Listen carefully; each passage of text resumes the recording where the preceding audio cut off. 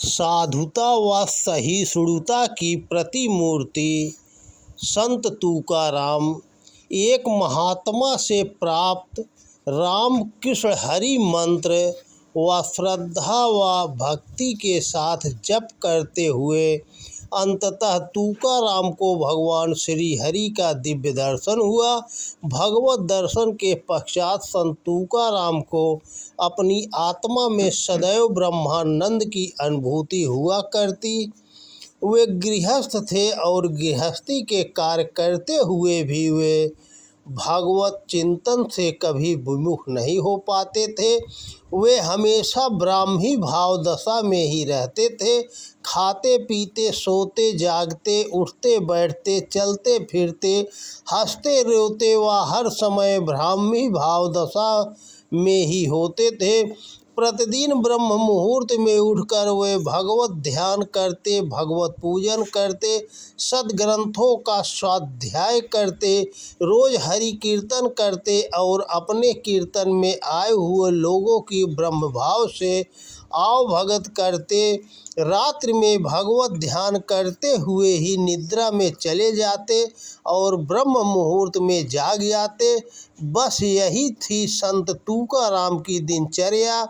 दूर दूर से लोग उनके दर्शन करने आते, उनके उपदेश सुनते और उनके कीर्तन में शामिल होकर अपने भाग्य की सराहना करते। संत तुकाराम की साधुता और सहिष्णुता की चहुओर चर्चा होती।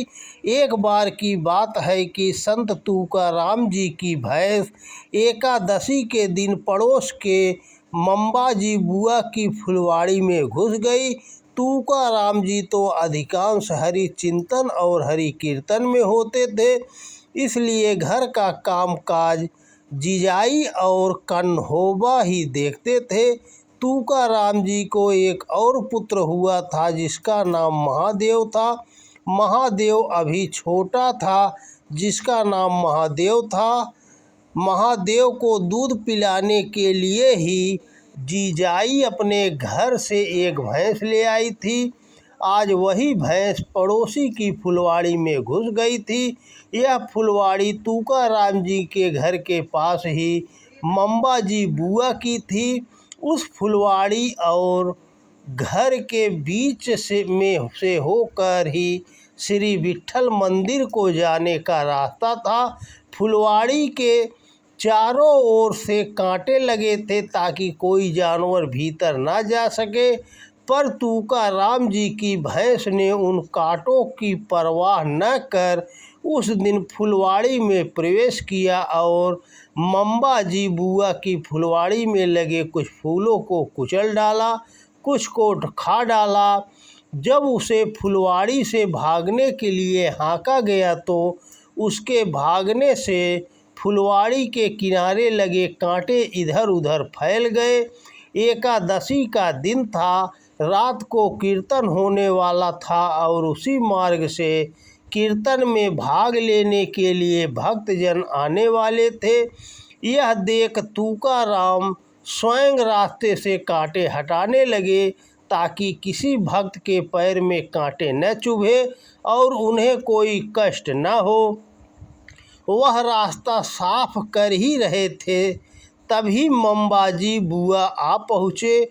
उन्हें किसी ने भैंस के द्वारा किए गए नुकसान की खबर पहुंचा दी थी, इसलिए वे दौड़ते हुए वहां आए थे। फुलवाड़ी की दशा देखकर क्रोध के मारे वे जल उठे। उन्होंने देखा फुलवाड़ी के कई पेड़ों को भैंस ने कुचल दिया है। क्रोध से भरे हुए मंबाजी ने वहीं से एक कांटों से भरा डंडा उठाया और उसी से तुकाराम जी की पीठ पर मारना शुरू कर दिया। कांटे के डंडे से तुकाराम की खुली पीठ पर प्रहार और मुख से गालियां दोनों एक साथ चलने लगे, पर तुकाराम जी शांतिपूर्वक वहीं खड़े रहे। उनकी पीठ पर कई जगह से लहू बहने लगा। तब जाकर मंबाजी का क्रोध शांत हुआ और वे अपने घर चले गए। उधर तुकाराम जी महाराज चुपचाप विट्ठल मंदिर में आए और अपने मन की बातें उमंग के रूप में श्री विट्ठल भगवान को सुनाने लगे। वे कहने लगे, हे भगवान, हे विठोबा, चाहे कुछ भी तकलीफ मेरी जान पर आ पड़े, पर तेरे चरणों को मैं छोड़ूंगा नहीं, छोड़ूंगा नहीं, छोड़ूंगा नहीं। चाहे इस देह को कोई शस्त्र से काट कर 100 टुकड़े ही क्यों न कर दे, पर मैं डरूंगा नहीं, क्योंकि इस तुकाराम ने अपनी बुद्धि पहले ही से सावधान कर रखी है। इस तुकाराम ने अपना सब कुछ तुझे ही अर्पित कर दिया है। मेरा मन, बुद्धि, आत्मा, शरीर सब तेरा ही तो है, फिर मेरा सम्मान या अपमान क्या, सब कुछ तेरा ही तो है। फिर वे आगे बोले, हे विठोबा, आपने जो कुछ किया वह अच्छा ही किया। मेरी क्षमा की सीमा देखने के लिए ही तूने मुझे कांटों से मरवाया। गालियों की तो कोई मर्यादा ही न रही। कई प्रकार से मेरी फजीहत हुई, पर यह बहुत अच्छा हुआ कि क्रोध के हाथ से मुझे छुड़वा लिया। इतनी फजीहत होने के बाद भी मेरे मन में क्रोध न आना, यह तेरे कारण ही तो संभव हो सका। इसी का नाम तो क्षमा है, साधुता है। इससे मेरे सभी दुख दूर हो गए। ऊपर से मुझे आनंद इस बात का है कि मैं तेरी कृपा से क्रोध का शिकार होने से भी बच गया। आह, यह तेरी कैसी लीला है, हे प्रभु, आपको बारंबार प्रणाम है। इस प्रकार उमंग के रूप में भगवान को अपनी बातें कहते हुए तुकाराम जी विट्ठल भगवान की प्रतिमा के समक्ष नतमस्तक हो गए। उन्होंने अपने मुख से मंबा जी के लिए कोई कठोर शब्द नहीं बोले, उल्टे उन्होंने मंबा जी से ही क्षमा याचना की और उन्हें आदर सहित विट्ठल मंदिर में आयोजित कीर्तन में बुला लाए। सभी लोग देर रात तक कीर्तन में सराबोर हो भगवत प्रेम का रसास्वादन करते रहे।